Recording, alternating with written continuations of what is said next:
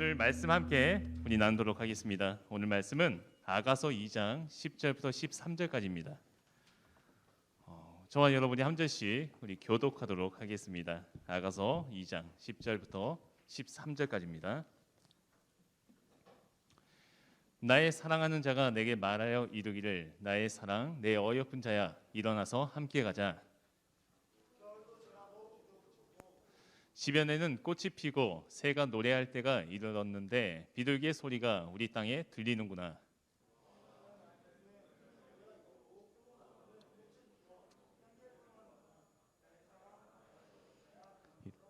함께 가자. 아멘. 모두 환영합니다. 우리 함께 이 자리에서 예배 드릴 수 있음이 감사이고 또 은혜입니다. 자, 오늘은 우리 광야의 여정 7번째 시간으로 우리가 광야의 여정에서 더 깊은 곳으로 들어가기도 했고 또 하나님의 그 베푸시는 그 은혜를 맛보면서 우리가 매일매일 일용할 양식을 먹으면서 또 살아왔는데, 그렇다면 이 광야의 여정을 우리가 극복하기 위해서, 견뎌내기 위해서 과연 무엇이 우리에게 필요할 것인가, 우리가 함께 오늘 고민하며 또 묵상했으면 좋겠습니다. 그래서 오늘 말씀 제목은 견딤의 은혜입니다. 견디는 상황 가운데서, 참고 인내하는 상황 가운데서 하나님을 만나는, 또 하나님의 그 음성과 또 하나님께서 우리 가운데 깨닫게 하시는 그 뜻을 다시 한번 확인할 수 있는 그런 시간들을 우리가 가졌으면 좋겠습니다. 광야에 사는 생명들은, 특별히 광야에 사는 이 동물들은 살아남는 것이 어쩌면 목표일지 모릅니다. 살아남기 위해서 그들이 하는 것은 버텨내는 것이죠. 그래서 버텨내면 결국에 살게 되는 거고, 버티지 못하면 죽을 수밖에 없는 겁니다. 뜨거운 햇볕 가운데서, 아무것도 없는 그 상황 가운데서. 그래서 버텨내기 위해서, 또 견뎌내기 위해서 안간힘을 다해 살아가는 그런 모습들을 보게 됩니다. 어쩌면 우리의 현실과 별반 다를 바가 없는 거죠. 우리도 이 사회에서, 직장에서, 또 학교에서 낙오하지 않기 위해서 부단히도 애쓰며 살아가고 있지는 않습니까? 우리가 진급하기 위해서는 어쩔 수 없습니다. 무엇인가 스펙을 더 쌓아야 하고, 근데 그 스펙을 쌓는 과정 가운데서 누군가를 이기지 않으면 우리는 한 단계 더 진급할 수 없게 되는 거죠. 결국에는 각계 전투를 하는 그런 상황 가운데서 남몰래 스펙을 쌓고 남몰래 노력하면서 그 사람을 눌러야지만 내가 성장하게 되는 이러한 사회 가운데서 우리는 어쩔 수 없이 버텨야 하는 것이죠. 성경에 보면 예수님의 그 12제자들 중에서 특별히 좀 머리가 비상했던 제자가 있었습니다. 그래서 이 12명의 제자들 가운데서 회계 업무를, 재정 업무를 담당하게 했던 제자가 있어요. 그 제자는 가룟 유다입니다. 근데 이 가룟 유다는 비상한 그 머리로 세수, 내수를 앞서서 이제 생각하면서 늘상 예수님과 동행하며 살아갔지요. 그러던 중에 은화 30냥에 예수님을 팔아 넘기지 않습니까? 입맞춤을 함으로써 예수님을 넘기게 됩니다. 그때 예수님께서는 과연 어떤 상황 가운데로 들어가셨는가? 바로 광야로 다시 한번 들어가게 되는 거죠. 버려짐의 광야, 배신의 광야, 모욕의 광야, 굴욕의 광야, 고독의 광야, 침묵의 광야, 고난의 광야, 두려움의 광야, 죽음의 광야, 그리고 무덤의 광야까지 끝도 보이지 않는 그러한 광야 가운데로 계속해서 들어가는 겁니다. 예수님은 겟세마네 동산에서 밤을 새워가며 하나님께 이 두려움과 공포를 떨며 기도하셨습니다. 이 마가복음 13장 34절 말씀에 그런 예수님의 절절한 심정이 드러나 있지요. 내 마음이 심히 고민하여 죽게 되었으니 라고 고백을 합니다. 예수님이 십자가에 달리자 이 제자들은요, 끝까지 예수님 곁에 있지 않았습니다. 결국에 예수님을 버리고 다 도망을 가버렸죠. 아무도 내 곁에 있지 않은 그런 상황 가운데서 예수님은 광야의 체험을 하신 거죠. 하나님, 왜 날 버리셨습니까? 외치시면서 십자가에서 하나님께 버림받은 그 광야의 체험을 또다시 하시게 된 겁니다. 예수님은 또 죽음으로써 광야의 체험도 하시죠. 무덤에 사흘간 계시면서 그런 외로운 광야의 체험을 하십니다.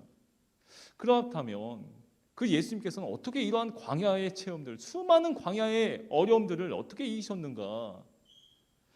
광야의 체험을 하실 때 예수님은 이전과는 전혀 다른 방식으로 행동을 하셨습니다. 시키는 대로 다 하셨다라는 거죠. 갖은 치욕과 굴욕, 모욕들을 다 당하셨습니다. 한 번도 거부하지 않고요, 다 받아들이셨다라는 거죠. 나는 너희들과 달라. 나는 너희들과 레벨부터 달라. 그러니까 너희들 접근하지 마. 이런 게 아니죠. 침을 뱉을 때도 가만히 계셨고요. 모욕을 당할 때도 가만히 계셨습니다. 끌고 갈 때도, 십자가에 못 박힐 때도 예수님은 그저 가만히 계셨어요. 전혀 저항하거나 뿌리치지 않았습니다.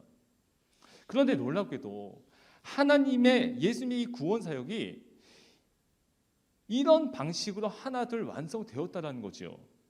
예수님은 잠잠히 계심으로써 자신에게 주어진 그 모든 고난을 받아들임으로써 그 구원의 사역, 이 땅에 오신 그 목적을 완성하셨던 것입니다. 무엇을 새롭게 뒤집어 엎혀서 완전히 바꿔버린 것이 아니라, 그렇게 완성했던 것이 아니라 자신에게 주어진 그런 멸시천대 십자가 그 고난과 죽음을 그대로 받아들이심으로써 완성하셨다라는 거죠. 다 받아들이시고 끝까지 참고 견디며 그렇게 완성하신 겁니다. 여러분, 때로는요, 수동적이긴 하지만 나에게 주어진 그 현실을 인정하고 받아들이고 그래서 참고 견디며 기도하는 것이 어쩌면 우리의 삶 가운데 광야를 통과하는 가장 좋은 방법일 수도 있다는 것을 기억해야 됩니다. 바로 예수님께서 그런 식으로 광야를 통과해서 부활이라는 가나안에 들어가셨기 때문이죠. 예수님은 광야에 들어섰을 때 이 잔을 내게서 옮기시옵소서라고 기도하십니다. 죽음의 잔과 고통의 잔이 얼마나 힘들었으면 그것을 옮겨달라고 3번씩이나 피땀 흘리며 그리고 찬 이슬을 맞으면서 기도하셨다는 거죠. 얼마나 두려웠길래, 얼마나 외로웠길래, 얼마나 참기 힘들었길래 그렇게 예수님께서 하셨을까 가히 생각해 보게 됩니다. 그러나 하나님은요, 그 잔을 옮겨주시지 않았어요. 그냥 광야로 들어가게 하십니다. 다만요, 하나님께서 하신 게 있었습니다. 그것이 뭐냐면 그 잔을 마실 수 있는 힘을 주셨다는 거죠. 광야로 들여보내시되 이 광야를 지날 수 있는, 그래서 끝까지 완주할 수 있는 힘을 주신다는 거죠. 여러분, 우리도 어떤 문제를 가지고 어떤 상황들을 가지고 하나님께 기도하지 않습니까? 하나님, 너무나도 절실히 필요합니다. 너무나도 힘듭니다. 극복하게 해주십시오. 이겨내게 해주십시오. 외면하게 해주십시오. 이런 식으로 우리는 너무나도 상황 가운데서 기도하지 않습니까? 그런데 하나님께서 우리 가운데 응답하시는 그 기도 응답은요, 둘 중 하나입니다. 이것을 해결해 주시거나 아니면 이것을 감당할 수 있는, 어떤 문제를 감당할 수 있는 그 힘을 주신다는 거죠. 죽음을 앞에 놓고 이 두려움과 공포에 떨면서 기도하셨던 그 예수님은요, 기도를 마치자 담대하게 죽음을 향해서 나아가시며 십자가를 지셨습니다. 여러분, 우리가 기도할 때 하나님은 우리 가운데 견딜 수 있는 그 힘을 주시는 거죠. 감당할 수 있는 힘을 주십니다. 그래서 이 광야를 지나는 사람들에게는요, 무엇보다도 견딤의 은혜가 필요한 겁니다.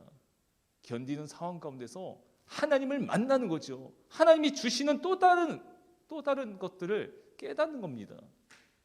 그래서 우리에게는 견딤의 은혜가 있어야 하는 겁니다. 봄은 꽃을 피우는 계절이고 여름은 무성하게 자라는 계절이라고 하고 가을은 풍성하게 열매를 맺는 계절입니다. 그렇다면 여러분, 겨울은 어떤 계절입니까? 겨울은 조용히 침묵하는 계절, 참고 견디는 계절이라고 얘기할 수 있을 것 같습니다. 버티어내는 계절인 이 겨울이 있었기 때문에 이 봄에 꽃을 피울 수 있는 것이고, 여름에 무럭무럭 자랄 수 있는 것이고, 가을에 풍성히 무엇인가를 거둘 수 있는 것이죠. 모든 살아있는 것은 바로 견디어냈기 때문에 존재하게 되는 겁니다. 비바람과 추위, 그런 모든 악조건들을 하나둘 견디어냈기 때문에 의연하게 서 있을 수 있는 겁니다. 겨울이 없으면 봄은 오지 않습니다. 그런데 이 겨울을 보면요, 자신을 드러내지 않고 감추는 것 같습니다. 그리고 봄은 꽃을 피우면서 세상에 자신을 활짝 드러내고 있는 것처럼 보입니다. 그러나 여러분, 꽃을 피운 것은 봄뿐만이 아닙니다. 겨울도 내내 이 꽃을 피우기 위해서 꽃을 그 깊숙이 준비하고 있다는 거죠. 아무것도 하지 않는 게 아니었어요.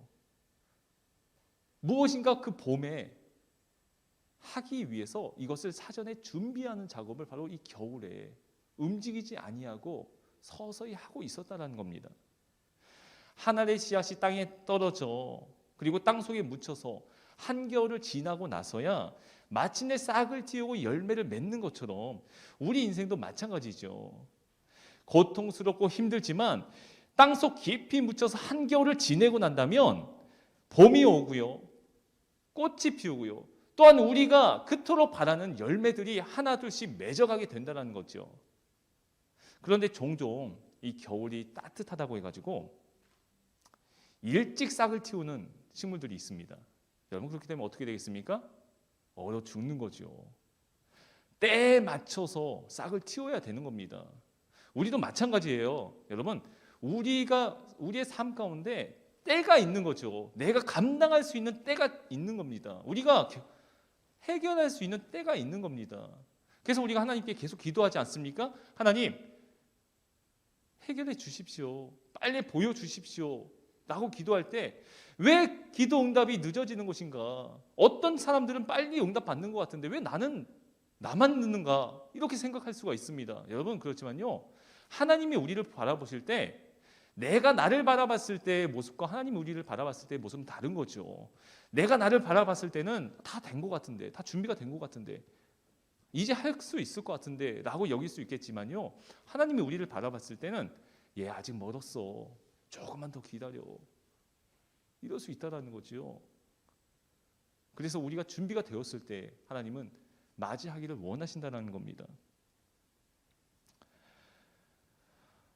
겨울에는 죽었다 생각하고 땅 속에서 인고의 세월을 보내야 하는 겁니다. 그래서 봄을 기다려야 되는 거예요. 답답하다고 해서 고개를 쏙 내밀면 안 되는 겁니다. 우리 역시 어떤 인생의 그런 어두운 밤을 잘 참고 견뎌낸다면 하나님이 우리에게 새로운 아침을 분명히 맞이하게 해주실 겁니다. 인생의 추운 겨울을 잘 견뎌낸다면 하나님이 곧 우리에게 따뜻한 인생의 봄을 맞이하게 하는 거죠. 천도에서 구워진 이 도자기는 천도의 열을 가하면 잘 버틸 수가 있습니다. 그런데 이 도자기에다가 1300도의 열을 가하게 되면 견디다 못해서 결국에는 깨지고 말게 되는 거죠. 그런데 반대로 이제 1300도의 열을 가해서 구운 도자기는 1300도의 열을 가해도요, 1200도의 열을 가해도요, 끄떡하지 않습니다. 이미 1300도의 열을 감당했기 때문에, 버텨냈기 때문인 거죠. 주위에 보면 어떤 사람들은 이 1000도의 고난이 주어져도 거뜬히 이겨내는 사람이 있는가 하면 어떤 사람은 800도, 500도, 300도의 그런 고난을 받아도 쉽게 무너지는 것을 보게 됩니다. 만약 하나님께서 우리에게 이 1000도의 고난을, 그런 고난의 용광로를 지나가게 하셨다면 우리에게는 이후에 500도, 700도, 800도의 고난이 찾아와도 우리는 넉넉히 감당해낼 수 있는 것이겠죠.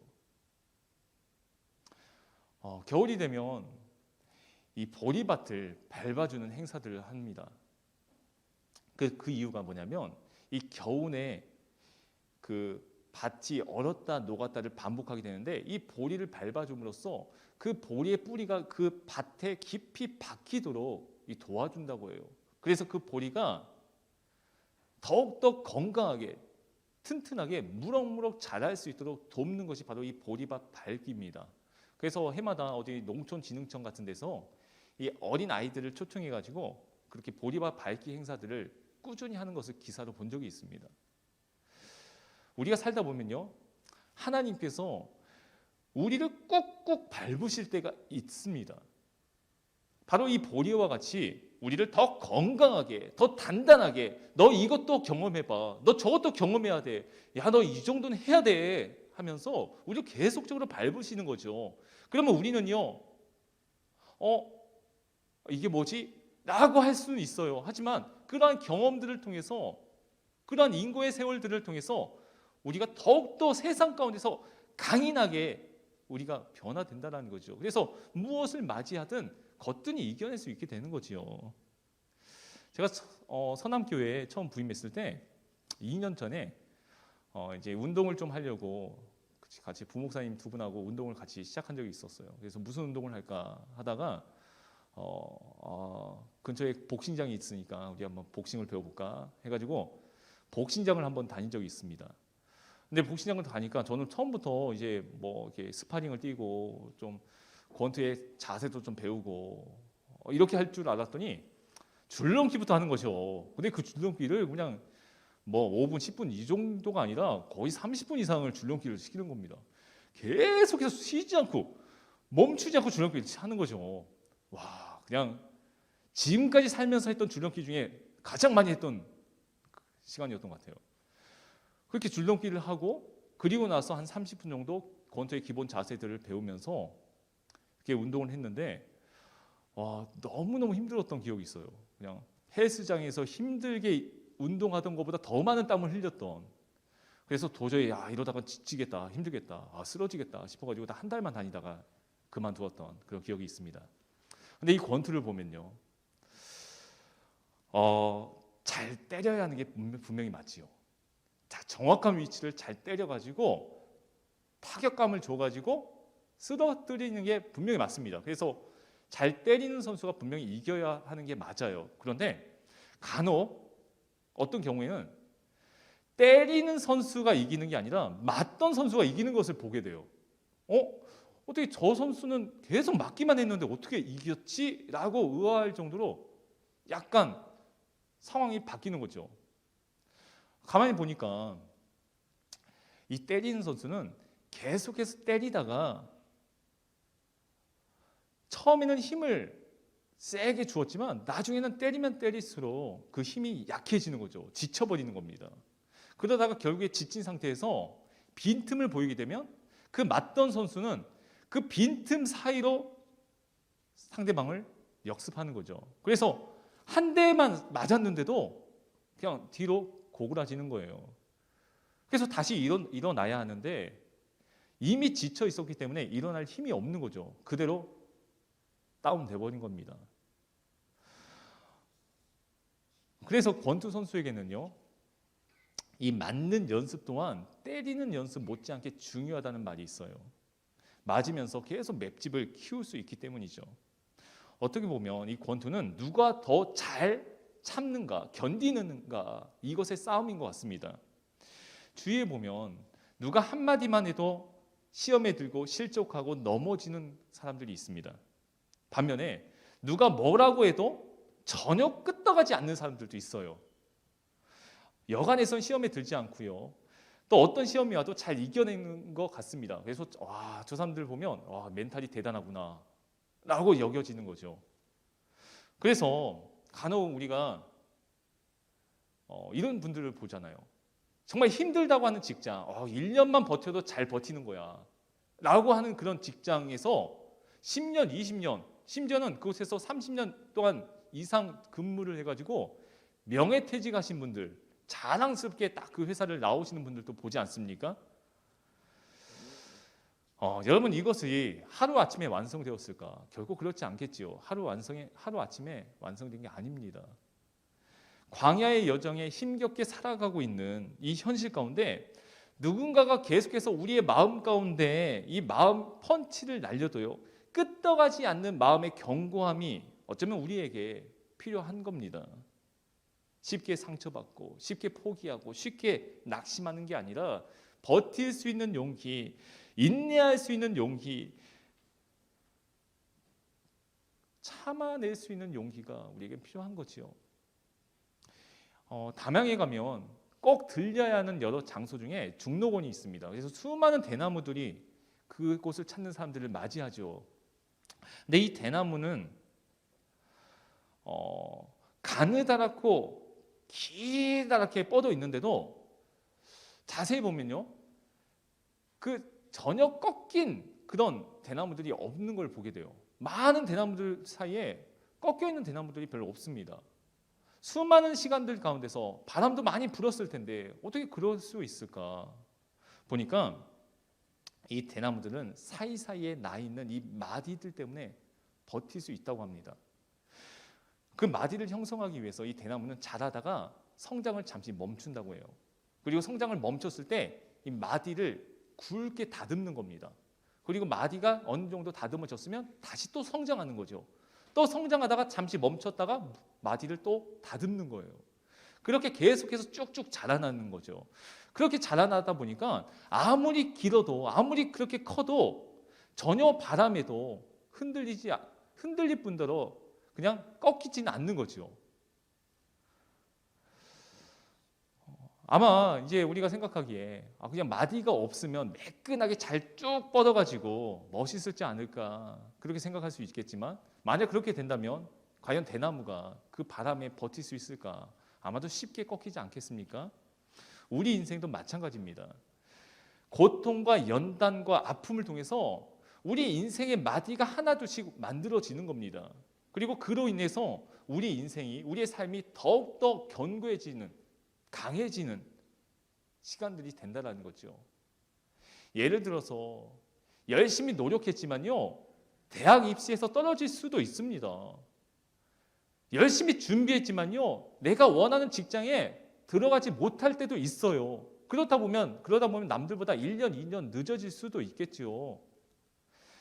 그러나 여러분, 그 시기에 대나무처럼 인생의 굵은 마디를 우리가 만들어 간다면요, 그 시간을 잠시 멈추어서 아무것도 하지 않는 그런 시간으로 만드는 게 아니라 봄을 준비하는, 싹을 틔우기를 준비하는 그런 시간으로 우리가 가진다면 우리는 더욱더 강해질 수 있는 거죠.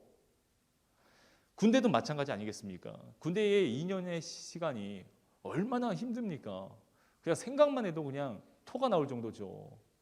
그런데 정말 그 지옥과도 같은 그 시간, 정말 빨리 벗어나고 싶다라고 여겼던 그 시간을 되돌아보니까, 시간이 흘러서 보니까 그 어려웠던 시간들이 지금의 나를 만들어 갔던, 뼈와 살이 되고 피가 되었던 그런 시간이었구나라는 것을 깨닫게 되는 거죠. 그래서 우리 남자들이 모일 때마다 군대 얘기들을, 그렇게 힘들었던 얘기들을 나누는 것 같습니다.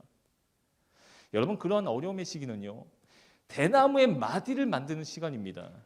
탈락, 실직, 질병, 가난, 고통, 실패, 이런 고난들은 우리 인생의 마디를 하나 둘씩 만들어줘서 우리를 더욱더 강하게 해준다는 겁니다. 마디가 많으면 많을수록 나무는 더 강해지는 법입니다. 우리의 인생에도 마디가 많으면 많을수록 우리는 더욱더 강해져서 세상의 그 어떤 것도 감당할 수 있게 된다는 거죠. 여러분, 계속 잘하기만 하면 꺾일 수가 있습니다. 쉽게 넘어질 수 있는 거예요. 잠시 멈춤이 필요한 겁니다. 그리고 잠시 멈추어서 다시 한번 재정비할 필요가 있는 겁니다. 그리고 무언가를 준비하기 위해서 잠시 기다림도 필요한 거죠. 중간중간 인생의 마디가 있어야지 우리는 단단히 버틸 수 있는 겁니다. 어려움이 닥칠 때, 또 아픔이나 고통이 임할 때, 하나님이 또 나에게 마디를 하나 더 만들어 주시는구나 라고 생각하며 그렇게 시간들을 보내었으면 좋겠습니다. 그저 그 어려움의 시간들을 그저 외면하고자 바라보지 않으려고 그렇게 노력하는 게 아니라 어려운 시간들을 맞닥뜨리면서 그 시간들을 하나 둘을 통해서 우리의 삶 가운데 끊임없이 또 다른 것을 준비할 수 있는 그런 마디의 시간들을 만들어가는 거죠. 길게 보면 이런 어려움들이 우리 인생을 더 견고하게 만드는 그런 강인한 그런 능력이 되는 마디가 될 것입니다. 우리 이 시간 함께 찬양하며 고백할 수 있기를 원합니다. 여러분, 우리의 삶 가운데 어떤 인생의 흉년이 다가올 때 잘 참고 견디면 분명히 하나님께서 성경에 말씀하십니다. 하늘 문을 여시고 우리에게 비를 내려주신다라고 말씀하셨어요. 인생의 어두운 밤을 지날 때 잘 참고 견딘다면 하나님이 우리에게 곧 새 아침을 열어주신다라고 말씀하십니다. 답답하고 아무것도 보이지 않던 그런 우리의 광야의 여정에 목자 되신 하나님께서 우리에게 길을 보여주시고 그곳에서 버틸 수 있는, 먹을 수 있는, 사용할 수 있는 매일의 양식들을 우리에게 공급해 주신다라고 말씀하셨습니다. 그래서 우리는 어쩌면 그 목자로 인해서 잘 참을 수 있게 되는 것이고 잘 견딜 수 있게 되는 것이죠. 이 시간 우리의 목자 되신 하나님을 함께 찬양하며 고백할 수 있기를 원합니다. 우리 함께 찬양하겠습니다.